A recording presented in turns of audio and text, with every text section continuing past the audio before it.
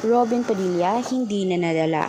Talagang binastos pa si Idol Raffy Tulfo sa harap ng ibang senador. Binuko at talagang parang hindi siya sang-ayon sa mismong nire-report ni Idol Raffy Tulfo sa Senado.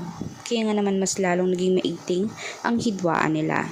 Hindi lamang makikita dahil sabi ng Pangulo kapag nasa Senado na ay dapat magkakaibigan at huwag na munang magplastikan dahil trabaho iyon. Ihiwalay mismo ang problema nila sa isa't isa at sa personal nilang trabaho. Agree naman sila doon kaya makikitang parang close silang dalawa.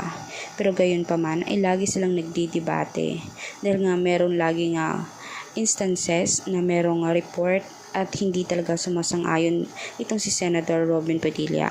Marami nga nagsasabi bakit naging senador pa siya.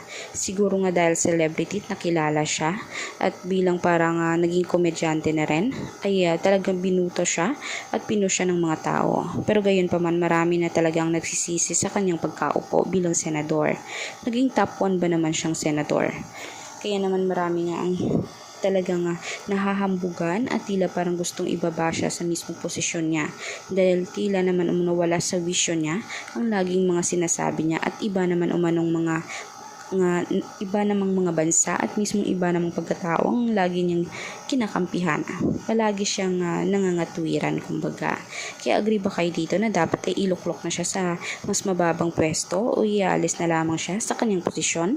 I-komento niyo sa baba ang inyong mga suggestion, opinion at sagot. At huwag na rin natin kalimutan mag-subscribe, i-like at share ang ating videos on public. Salamat mga kasilinaong, mga kanetesen.